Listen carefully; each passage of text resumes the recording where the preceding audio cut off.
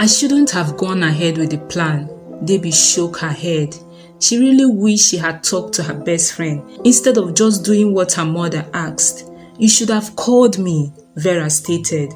Debbie could sense the undertone of disappointment in her voice. Now, you are stuck with some classless ring in between your fingers. Vera was her best and only friend. She was also her photographer at La Vogue.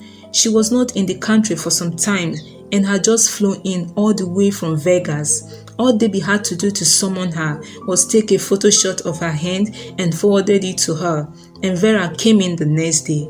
This is a terrible mistake, babe. What happened to that dream of yours? Diamond ring, get married to the baddest boy on the block. What will happen to your career? You just gonna give all up for some dog? She hissed, shaking her head in a total disappointment. What do I do now, Vera? Debbie regrettably asked. Babe, what do you want? I can't give Francis the life and love he wants, and he can't give me the life I want. However, my mother wants me to have a secured future, and who knows what the future holds truly. I will need to take my future in my hands, Vera, and between you and I, you know how much I love the bad boys, and Francis isn't one. Vera, I think I need to be more careful so he wouldn't get hurt. He at least deserves that, right? There was no response from Vera, and Debbie looked up to see what has gotten Vera's attention. A shirtless man was seated by the poolside, leaving his toned abs in display. Water was dripping from his gorgeous body, which could mean he just had a swim. There was a beautiful tattoo at his back. Oh my God, that's one fine glass of champagne. Debbie found herself drooling. Hey! That one is mine. You should not forget the ring on your finger, Vera retorted without moving an inch. Last I checked, you were engaged to a doctor. I have no idea what you are talking about. Debbie drawled and removing the ring from her finger, which she quickly hid in her purse. She stood up and advanced towards the man. Oh, come on. Pick your call, Debbie. There was a beep sound at the end of the call to Rosa's disappointment. She has been trying to get across to Debbie for the past 20 minutes and she refused to pick up. I'm still unable to reach her, Mr. Francis. Would you like to wait for her? The doctor looked at her, his face expressionless. Okay, I can do that, he replied, moving to the nearest couch and settled down. Rosa debated for a while whether to sit down with him or go into her room. Why don't you sit? After all, I met you here and you were doing something. Please don't let me disturb you, Linda. She almost shouted, It's Rosa, but she changed her mind and sat down. Truth was, she had something doing earlier. She has been trying to come up with a plot for her book and she was having no luck with that until she had the doorbell ring and found him by the door. She was surprised to see him. It was just a week after the whole hospital charade and he hadn't come over to Debbie's place. Instead, Debbie has been the one going to his house and Rosa had stayed alone in the house for some time. Seeing him shouldn't have surprised her like it did. The truth was, she has been thinking about him quite a lot ever since the hospital. The TV was on, but they were both quiet. What could they possibly talk about? The atmosphere was getting more uncomfortable for her and she couldn't concentrate on her book. Probably it would be best for her to leave. I forgot to thank you for the other day, he stated and stopped. She was confused. I beg your pardon? I came home and messed the whole kitchen up and you helped me clean it. Thanks. Rosa wanted to laugh, but she cautioned herself. The man was finding it even more difficult than she was. Did he just thank her for doing her job? Well, you are welcome, Mr. Francis, she replied with a smile. I'm just doing my job. You don't need to thank me. Please call me Francis, he said politely. I will call you Francis once you start calling me by my real name, which is Rosa, she retorted sharply. His gaze flew directly at her. I thought you are Linda, he laughed. I apologize, Rosa. His laughter seemed to lighten everything up in the room. Even his face grew warmer and he looked even more radiant. Her heart melted. You are forgiven, Francis, she replied. The silence struck again and she hated it. She wished they could keep on conversing. So how long have you known Debbie? Well, almost a year now. I helped her change the tire of her car when she had a flat tire and she was running late for her photo shoot. Francis stared at her in disbelief, his lips twisted in a smile. "You change a tire?" She nodded, feeling proud of herself for the first time since she did that. "I can totally imagine two ladies by the roadside changing a tire," he remarked, smiling. "It was pretty easy for me. I read a lot and I learned a few tricks." "I bet I can change a tire better than you can," she teased. He grinned. "Kudos to you, madam." He took a look at the wall clock. "I need to be on my way now, Rosa." "All right, Francis. Nice talking with you. When are you coming?" he demanded. "Anytime you want me to come." "All right. Can you come tomorrow? I have a small party at my house at 12 p.m. Actually, it's going to be a meeting of not more than 10 people and I could use some help. That was the reason I had to come see her." "All right, Francis. Food and drinks for 10 and I will be there tomorrow morning to get the party ready," she replied jokingly. "Okay, thanks, bye." She waved as he left in his car. The house was lonely again, but deep down she was excited. They had talked, joked and laughed together for the first time. For some reason, she was really happy for having taken this job and was looking forward to the next day. She settled on the couch and positioning herself properly, she turned over the page of her manuscript. She stared at the blank page as she remembered her supervisor's statements. "Give me something so twisted and complicated. I don't believe in all this happily ever after crap. Go to the forest. Get yourself bitten by a snake. Even if you die, you will have something to write about. Get your heart broken. Snoop into the lives of other people. Get arrested. Do something formidable and write about it. Else, you are repeating this class," she had said to the whole class. Then she remembered Francis' laughter. She never heard him laugh before. His laughter was genuine and soothing. The coldness and the misery she had seen in the picture in his house were immediately replaced by warmth. Perhaps she could write about that. That was a crazy idea. Where did it come from? How could she write about someone she barely knew? However, she could start with the whole hospital charade, and then she could get several ideas from there.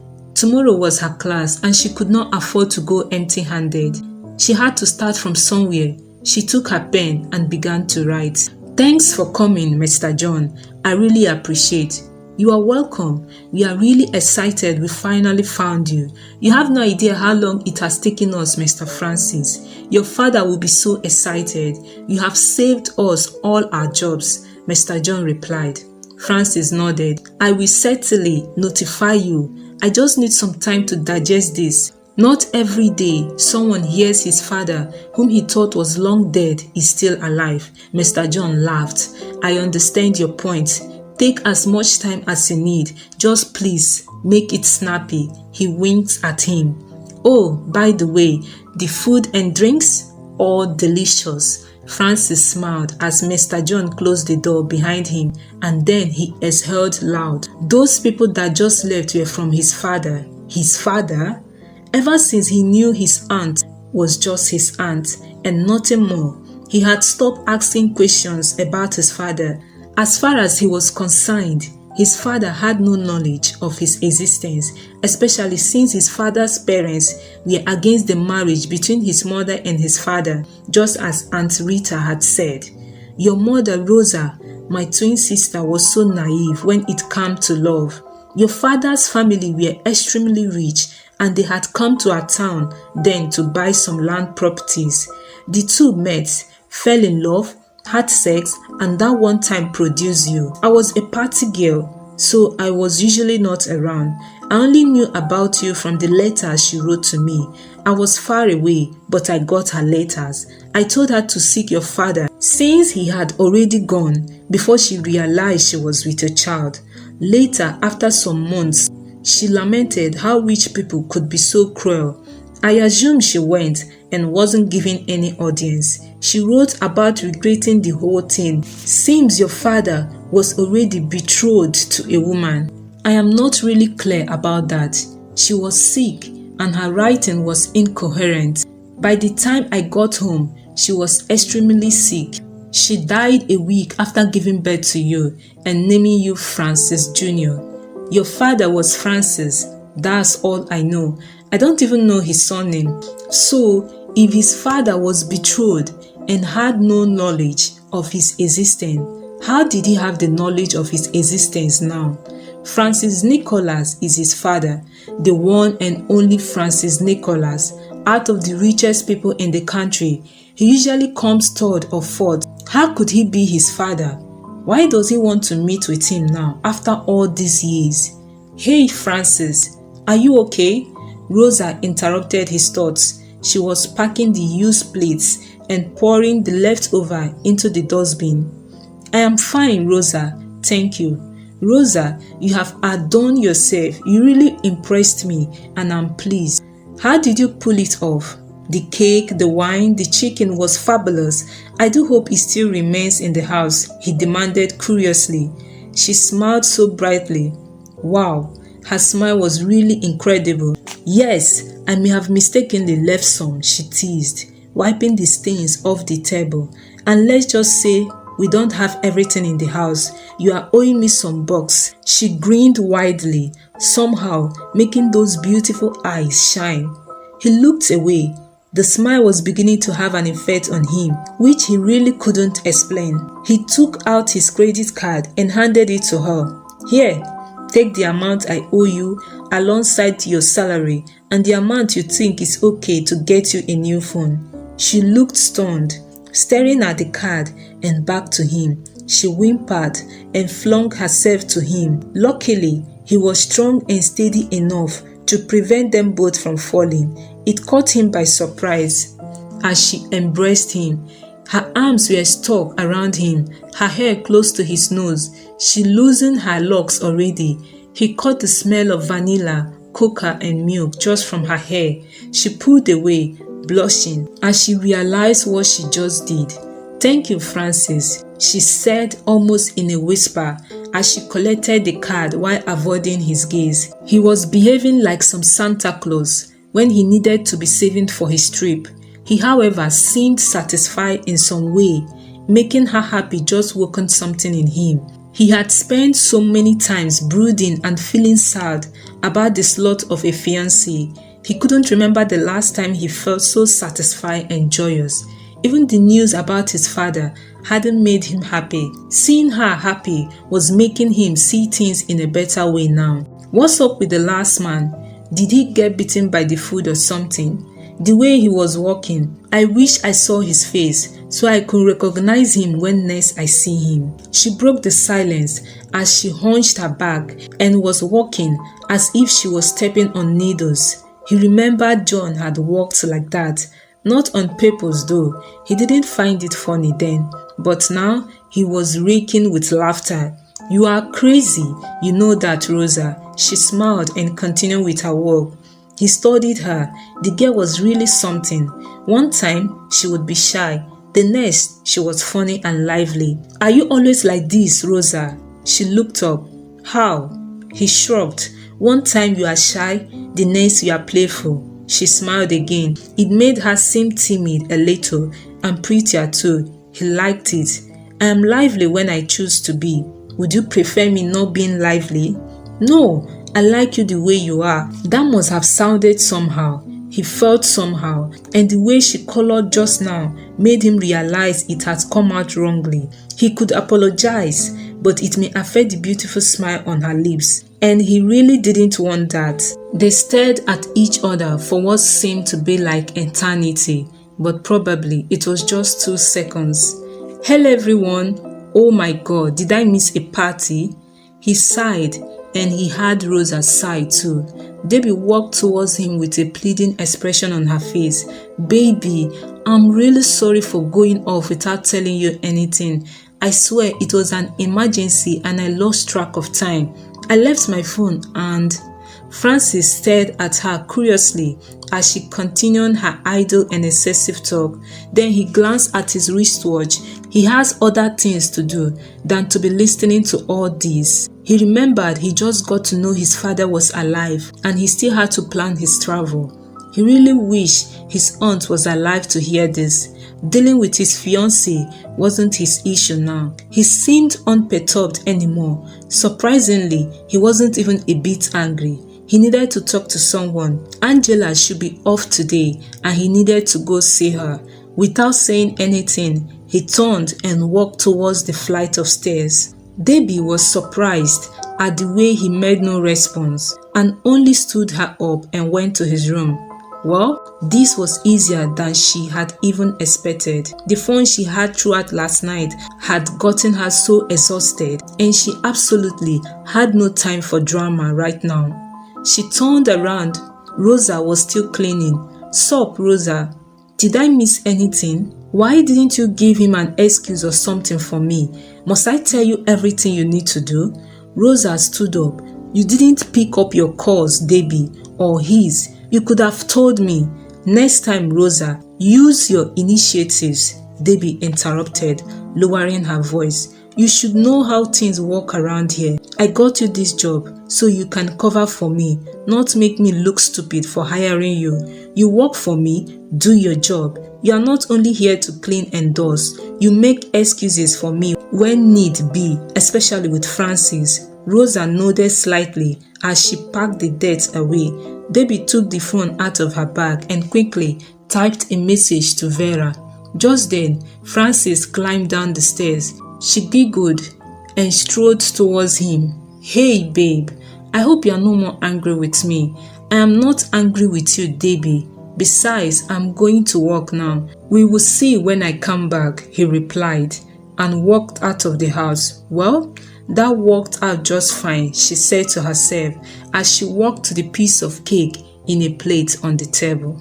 "Are you serious, Francis? Your dad? Is this some kind of a joke? You really think I can bring up a joke like that, Angela? Girl, do you see me joke? After all these years, what do you think he wants, Francis?" He gave a shrug. "No idea. Aren't you supposed to be happy?" His brows bumped together as he stared at her. "You know, you are right, but I don't feel anything. All through my life, I never knew my parents. The one woman who took care of me died when I could barely repay her for her kindness. Since then, I've been living on scholarship, and now I am a medical doctor. Why do you think I need to be happy?" "Exactly for that reason, you poor man. You never saw any of your parents, and now you have the opportunity to meet your father, who, by the way, is a multi-billionaire," she screamed.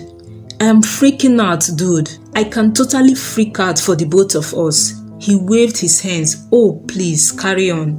He smiled as he watched her. She was his second closest friend, aside Romeo, and they worked together at the hospital.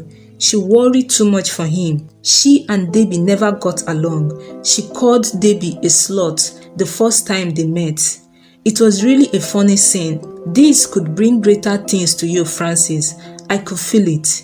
She talked more to herself, staring into nothingness. All of a sudden, she shouted, "Dude, you are Francis Nicholas Jr. Do you know such names make headlines on magazines and news? Do you know your life has totally changed?" Francis shook his head. Clearly, they were both not thinking the same thing. "I am traveling, Angela." The excitement vanished from her eyes at his outburst. "What?"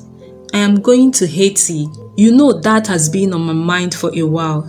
I need to go help there. My heart is with those poor victims there. I am going to Haiti next week, and I won't be back until the next 4 or 6 months. Her mouth was open as she stared at him. "Your father wants to meet you, and you are going to Haiti?" He nodded. "Pop is not even in the country. I was told he had to go fix some business issues at Hungary. So relax. I will meet him, but that is when I come back. And quit staring at me like that. I'm not quite mental." "So have you told her?" He knew who her referred to. He shook his head. "I will tell her tonight. We got to celebrate this." She stood up and walked towards the bar in her living room. "What are we celebrating?" She was holding a bottle of wine and 2 cups. "This is Cabernet. It's a very rare breed, I tell you. It was given to me by your friend Romeo. Wow, I can see that my two best friends are getting quite along, Francis teased as she ignored him and poured the drink in his cup and then into hers. This is to your father, Nicholas Francis, and you too, to a brighter future with more money and fame, and to all the victims of Haiti, I wish them quick recovery as I will be going to assist, he added, ignoring the scowl she sent him. Cheers. Okay, babe, now bend a little. No. Hold the shirt a little. At the collar, yes, like that. Bend your face a little, and let your hair fall. Yes, perfect. Now open those beautiful lips a little. Yes, baby. Alright, doll, go change your clothes. These pictures are hot, Vera addressed Tiana, whose pictures were just taken by her.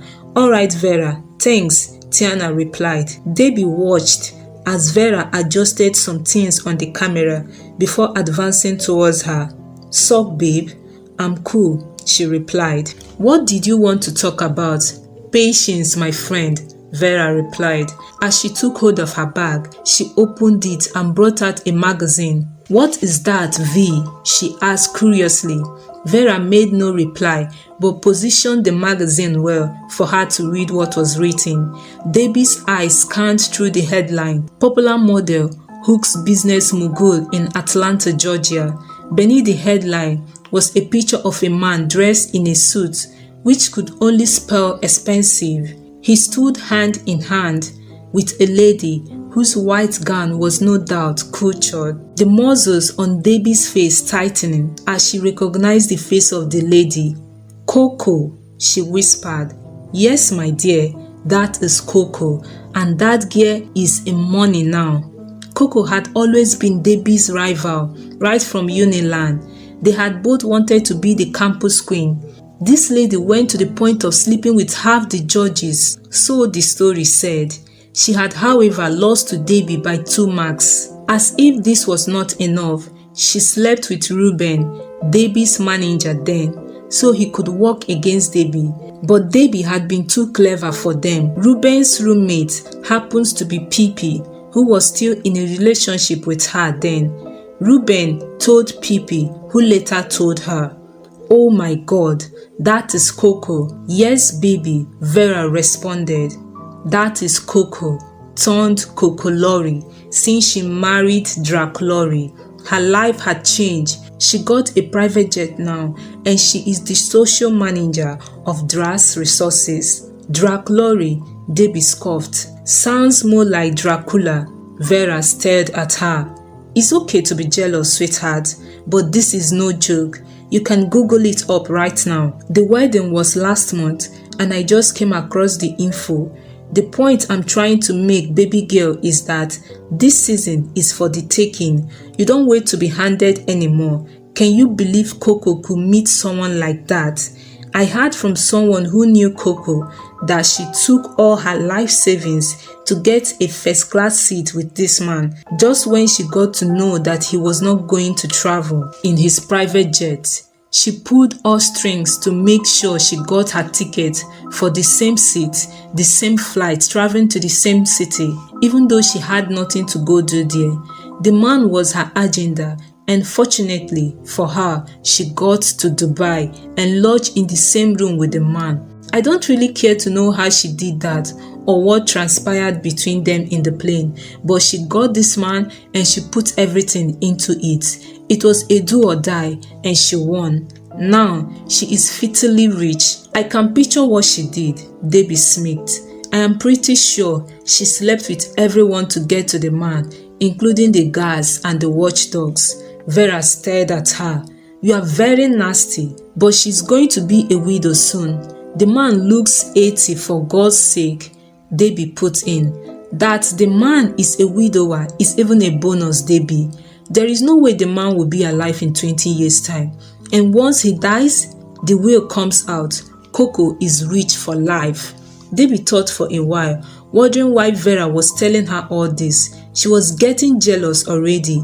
Babe, I don't understand why you are telling me all this. Not everyone is happy when they hear that their enemy is more successful than they are.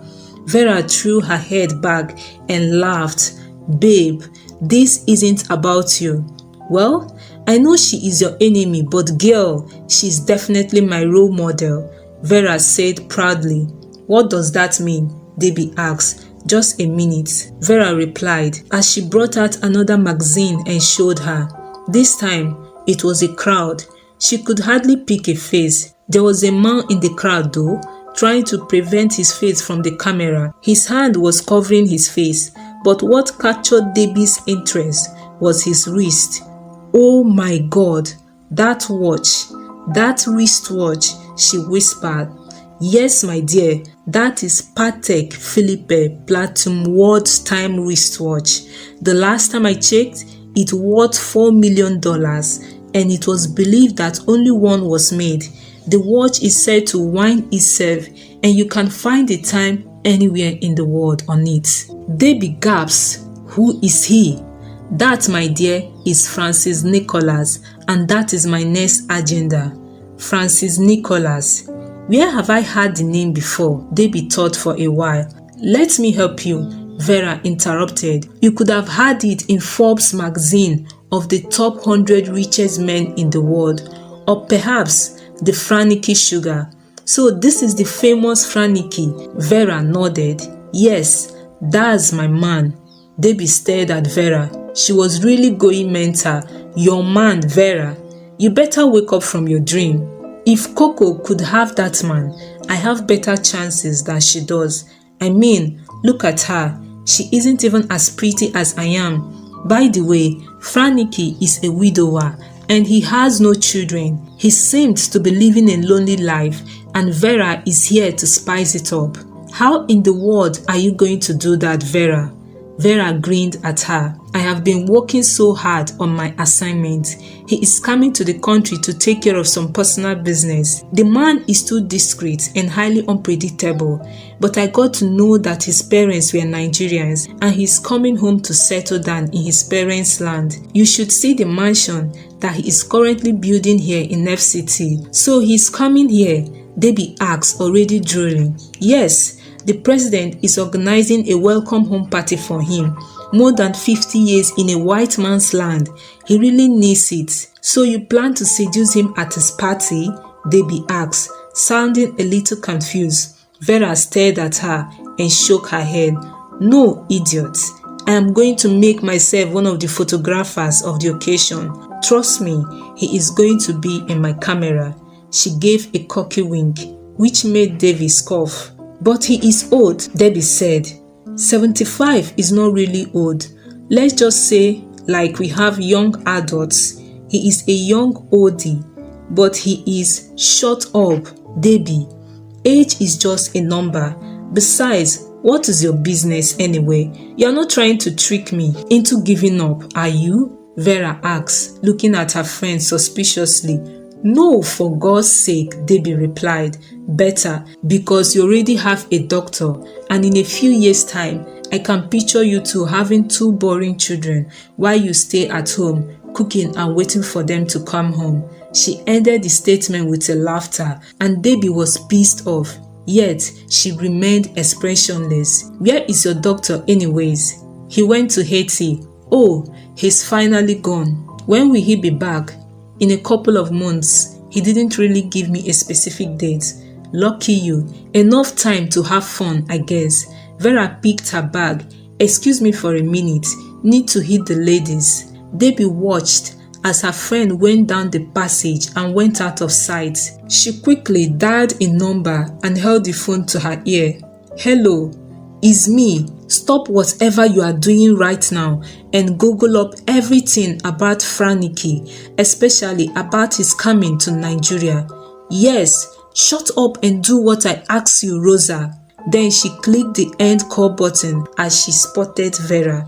Hey babe, why don't we hit the gym? Vera suggested. Nice idea, Debbie replied. I need to get in shape for Franike, Vera said proudly. Me too, Debbie said under her breath as they walked out of the studio. Alright, we are getting close, but not so close enough. In a nutshell, Debbie wants to hook up with the father of her fiancé and she doesn't know yet. Some of us can already predict what will happen. You may be right, but still not entirely right. This is not your typical Nigerian love story. Kindly subscribe and turn on the notification bell for the next upload. Please also share, like and comment. Do all this to support us.